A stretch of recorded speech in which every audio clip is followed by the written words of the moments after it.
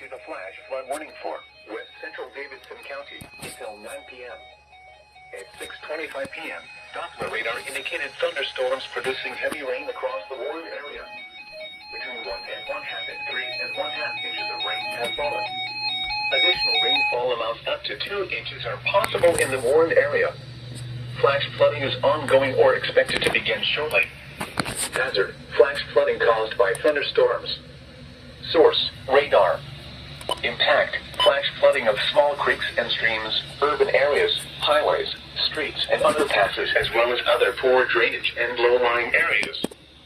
Some locations that will experience flash flooding include Lexington, Linwood, High Rock Lake, Marina, and Campground, and North Carolina Wildlife Access Boat Launch. Turn around. Don't drown when encountering flooded roads. Most flood deaths occur in vehicles. Repeating, a flash flood warning has been issued until 9 p.m. for the following county: Davidson, North Carolina.